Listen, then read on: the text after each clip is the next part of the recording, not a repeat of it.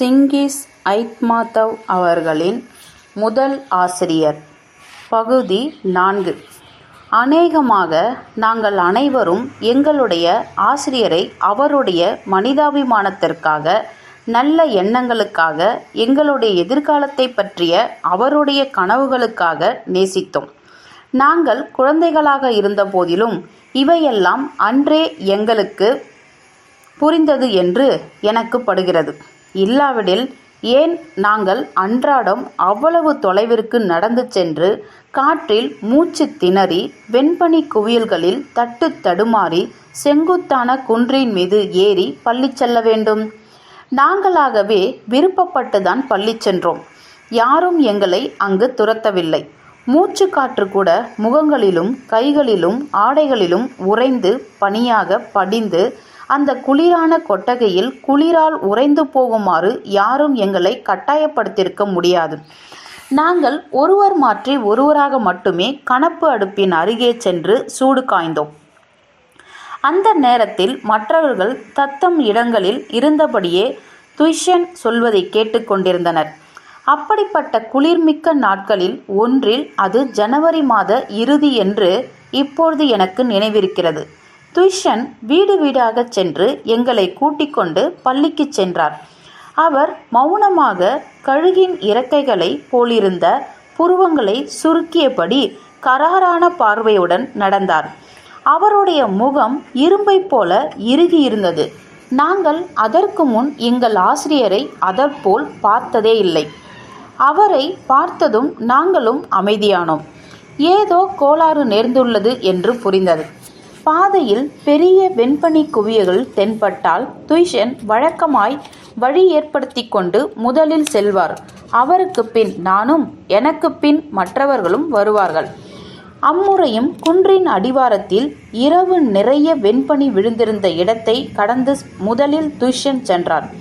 சில நேரங்களில் ஒரு மனிதனை பின்புறம் இருந்து பார்த்தாலே அவருடைய மனநிலை புரிந்துவிடும். அப்பொழுது எங்கள் ஆசிரியரை பார்த்ததுமே அவர் சோகத்தில் ஆழ்ந்திருப்பது தெரிந்தது.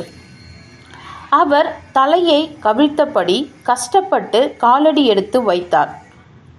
என் கண்களின் முன் கருப்பும் வெள்ளையுமாக மாறி மாறி வந்த பயங்கர காட்சி இன்றும் என் நினைவில் உள்ளது. நாங்கள் குன்றின் மேற்பகுதியை நோக்கி ஊர்ந்து சென்றோம்.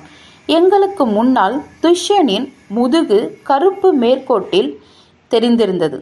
இன்னமும் மேலே மலை சரிவில் ஒட்டகத்தின் முதுகை போல வெண்பனி குவியல்கள் காணப்பட்டன.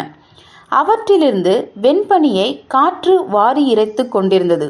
இன்னமும் மேலே கலங்கிய வெண்ணிற வானத்தில் ஒரே ஒரு இருண்ட மேகம் காட்சியளித்தது. நாங்கள் பள்ளியை அடைந்ததும் துய்ஷன் கணுப்பு அடுப்பை மூட்டவில்லை. எழுந்து நில்லுங்கள் என்று கட்டளையிட்டார். நாங்கள் எழுந்து நின்றோம். தொப்பிகளை கழட்டுங்கள். நாங்கள் உடனே கழட்டினோம்.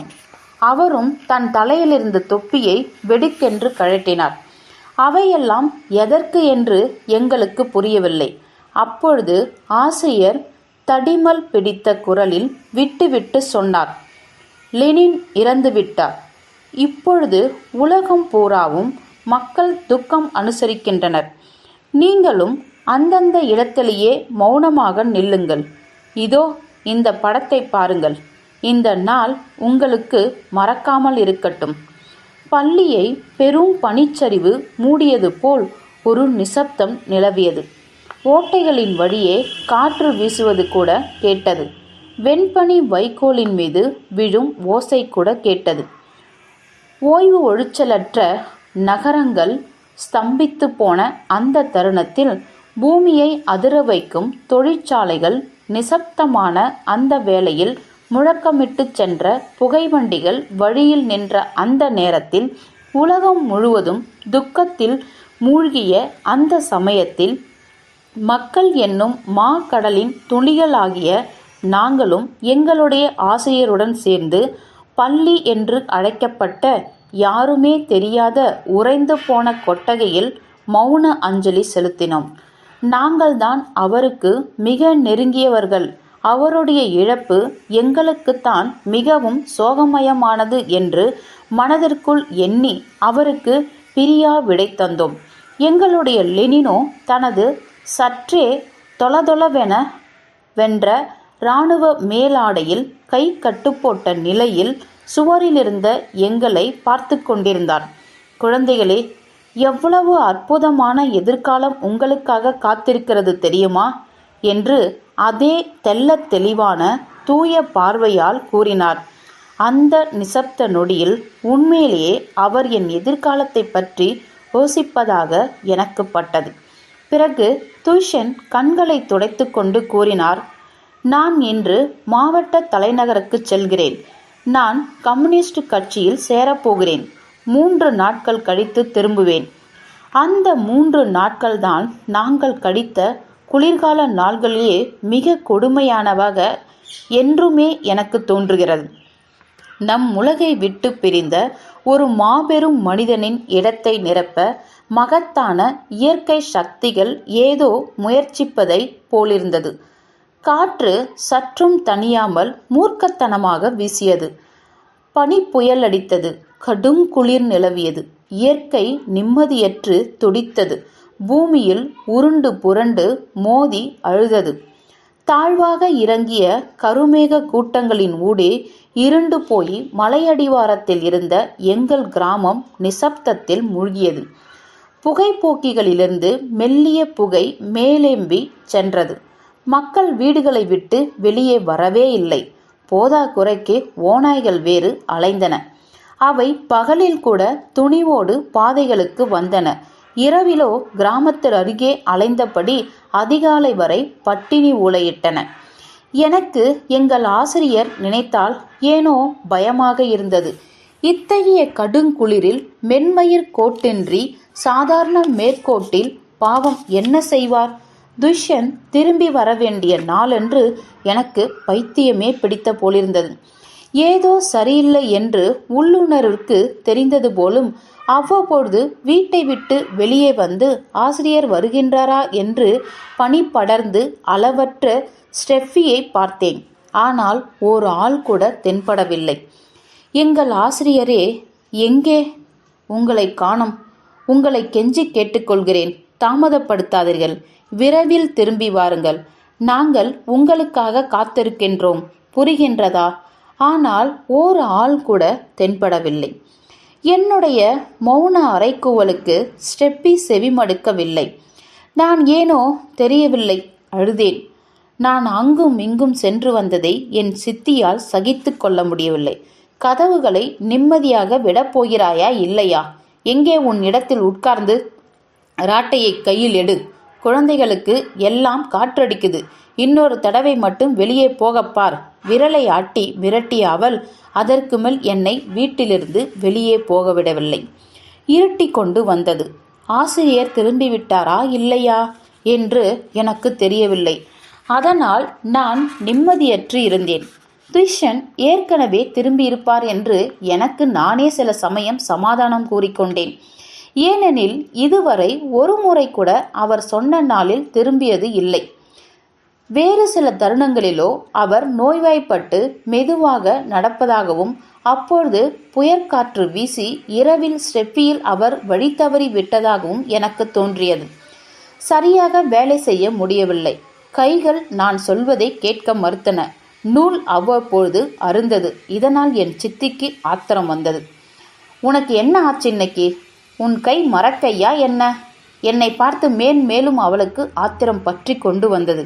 பின்னர் அவள் பொறுமை வெடித்தது. ஒழிஞ்சிப்போ சனியனே. சைக்கால் பாட்டியோடு சாக்குப்பையை யாவது கொண்டு போய் கொடுத்துவிட்டு வா. நான் கிட்டத்தட்ட சந்தோஷத்தில் துள்ளி குதித்தேன். ஏனெனில் சைக்கால் பாட்டியின் வீட்டில்தான் துஷ்யன் வசித்தார். சைக்கால் பாட்டியும் கர்த்தன்பாய் தாத்தாவும் எனக்கு அம்மா வழியில் தூரத்து சொந்தம். முன்னர் அவ்வப்பொழுது அவர்கள் வீட்டிற்கு போவேன்.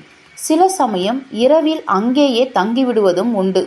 அது சித்திக்கு ஞாபகம் வந்ததோ இல்லை, கடவுள்தான் சொன்னாரோ.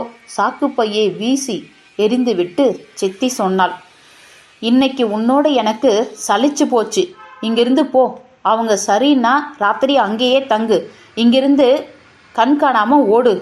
நான் வீட்டை விட்டு பாய்ந்து வந்தேன். காற்று ஒரு மந்திரவாதியைப் போல் மூர்க்கத்தோடு சீறியது. மெதுவாக வீசியது.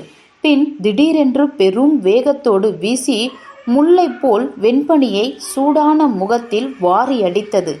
நான் சாக்குப்பையை அக்குளில் இடுக்கிக் கொண்டு குதிரைகளின் குளம்புகளால் வெண்பனியில் புதிதாக ஏற்பட்டிருந்த தடத்தின் வழியே கிராமத்தின் மறுகோடியை நோக்கி ஓடினேன்.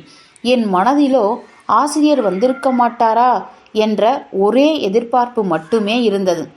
வந்து பார்த்தால் அவர் இன்னமும் வரவில்லை. நான் வாசலில் நின்று கஷ்டப்பட்டு மூச்சு விட்டு ஒரு நிதானத்திற்கு வந்தபோது சைக்கால் பாட்டி பயந்துவிட்டாள். என்ன ஆச்சி? நீயா இப்படி ஓடி வந்தாய்? ஏதாவது நடந்து விட்டதா?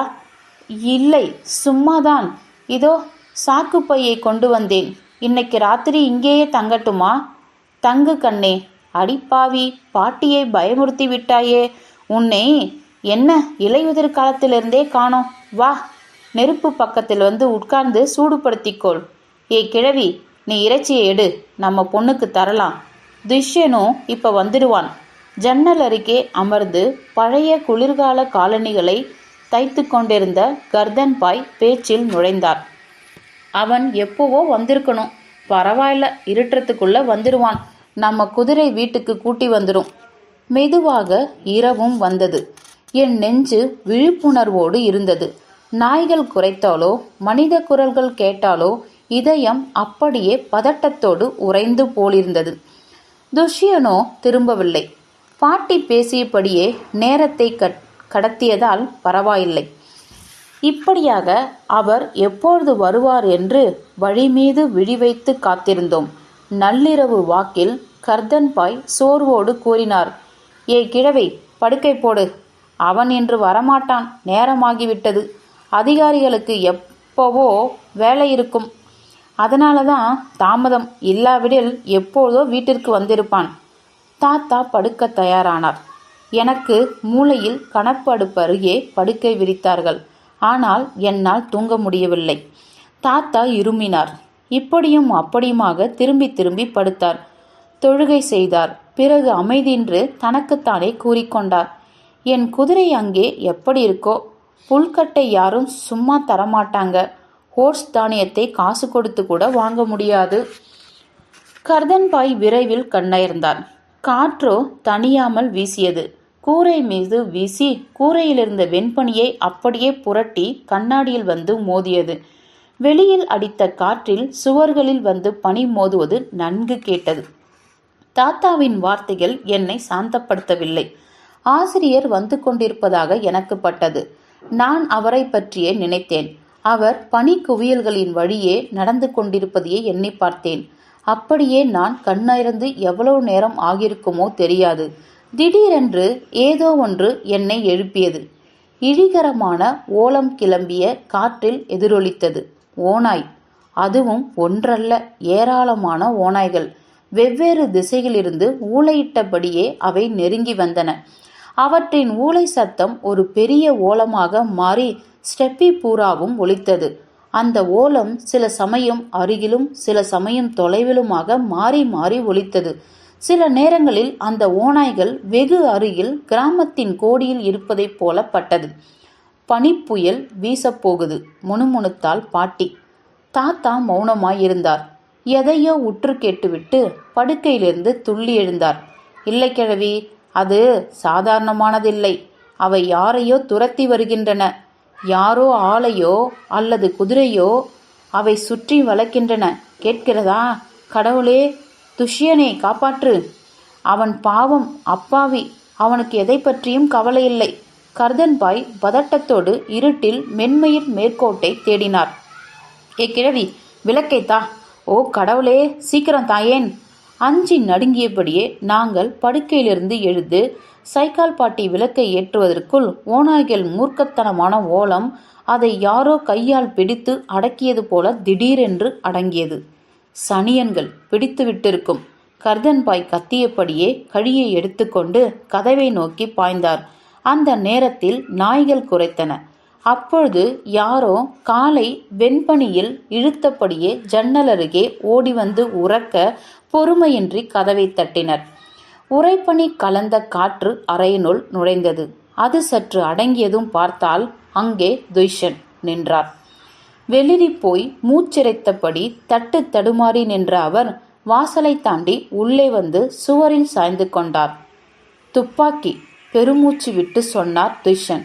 அவர் என்ன சொல்கிறார் என்றே எங்களுக்கு புரியாதது மாதிரி இருந்தது. எனது கண்கள் இருட்டி கொண்டு வந்தன. தாத்தாவும் பாட்டியும் ஏதோ முணுமுணுப்பது மட்டுமே காதில் விழுந்தது. கருப்பாட்டையும் வெள்ளாட்டையும் பலி தருகிறோம். ஓ பனிப்பாவு பேதனே, இவனை காப்பாற்று. நீயா வந்திருக்கிறாய்? துப்பாக்கியை தாங்கு, திரும்ப கேட்டார் துஷன். துப்பாக்கி இல்லை. நில், எங்கே போற? தாத்தாவும் பாட்டியும் துஷனின் தோலை பற்றியிருந்தனர். தடியை தாங்க, தாத்தாவும் பாட்டியும் கெஞ்சினர். எங்கேயும் போகக்கூடாது. நாங்க உயிரோடு இருக்கிற வரைக்கும் எங்கேயும் போகக்கூடாது. அதுக்கு பதில் எங்களை இங்கேயே கொன்னுடு. திடீரென்று ஒரு விசித்திரமான பலவீனம் என் உடல் முழுவதையும் கவ்வியது. நான் மௌனமாக படுக்கையில் படுத்தேன். தப்பிக்க முடியவில்லை. வீட்டிற்கு பக்கத்தில் பிடித்துவிட்டன. துஷன் மூச்சிறைத்தபடியே கூறினார். வழியிலேயே குதிரை களைத்து போனது. பின் ஓநாய்கள் அதை துரத்தின. அது கிராமம் வரை தட்டு தடுமாறி வந்து இங்கே அப்படியே சாய்ந்து விழுந்தது. அங்கேதான் அவை அதன் மீது பாய்ந்து குதறிவிட்டன. குதிரை எப்படியோ போகட்டும், நீ உயிரோடு தப்பினாயே, அதுதான் முக்கியம். குதிரை விழாவிட்டால் அதுங்க உன்னை விட்டிருக்காது. எல்லாம் நல்லபடியா முடிஞ்சது. அது பாவபேதின் புண்ணியம்தான். சரி, ஆடைகளை கழட்டிவிட்டு கணப்பு அடுப்பு பக்கத்திலே உட்காரு, காலணிகளை கழட்டு, பரபரவென்று கட்டளைகள் பிறப்பித்தார் கர்தன்பாய். கிழவி, என்ன சாப்பாடு இருக்கோ அதை சூடேற்று. அவர்கள் கணப்பு அடுப்பருகே அமர்ந்தனர். அப்பொழுதுதான் கர்தன்பாய் நிம்மதி பெருமூச்சு விட்டார். சரி சரி, என்ன நடக்கணுமோ அது நடந்துதான் தீரும். அது இருக்கட்டும், நீ ஏன் இவ்வளவு தாமதமாய் கிளம்பினே? மாவட்ட கமிட்டி கூட்டம் முடிய நேரமாகிவிட்டது. நான் கம்யூனிஸ்ட் கட்சியில் சேர்ந்து விட்டேன். அதெல்லாம் சரி, அடுத்த நாள் காலம்பர கிளம்பியிருக்கலாமே. யாரும் உன்னை போக சொல்லி துரத்தலையே. நான் இன்னைக்கு திரும்புவதா குழந்தைகளுக்கு வாக்கு தந்தேன். நாளை காலையிலிருந்து பாடங்களை ஆரம்பிக்கணும் என்று பதில் சொன்னார் துஷன். அட முட்டாளே! தான் உட்கார்ந்த இடத்திலிருந்து துள்ளி எழுந்த கர்தன்பாய் அதிருப்தியால் தலையை ஆட்டினார். கேட்டாயா கிழவி? குழந்தைகளுக்கு, அந்த மூக்கொழுகி பசங்களுக்கு வாக்கு தந்தானாம். செத்து போயிருந்தா என்ன ஆவது? நீ என்ன சொல்றேன்னு யோசிச்சு பாத்தியா? அது என் கடமை, என் வேலை. கர்தன்பாய், நீங்க வேற உன்னை பத்தி சொல்லுங்க. வழக்கமா கால்நடையத்தான் போவேன். இந்த தடவை எனக்கு என்ன ஆச்சோ, உங்ககிட்ட குதிரையை கேட்டு வாங்கிட்டு போய் ஓநாய்களுக்கு தீனியாக்கி விட்டேன். அது கிடக்கட்டும் விடு. அது அடிப்பட்ட குதிரை, ஒழிஞ்சு போகட்டும். உனக்காக இட்ட பலியா இருக்கட்டுமே என்றார் கர்தன்பாய் எரிச்சலோடு. எவ்வளவு காலமா குதிரையே இல்லாம இருந்தேன். இப்ப ஒன்னும் ஆகிவிடாது. சோவியத் ஆட்சி மட்டும் நிலைச்சி நின்னா எல்லாம் வரும். நீங்க சொல்றது சரிதாங்க. அழுகை தொண்டையை அடைக்க சைக்கால் பாட்டி கூறினால் எல்லாம் கிடைக்கும். சரிப்பா, சூடு ஆறுறதுக்குள்ள இந்தா சாப்பிடு. அவர்கள் மௌனமாயினர். ஓரிரு நிமிடம் கழித்து எரியும் நெருப்பை கிண்டிவிட்டு கர்தன்பாய் சிந்தனைப்படச் சொன்னார்.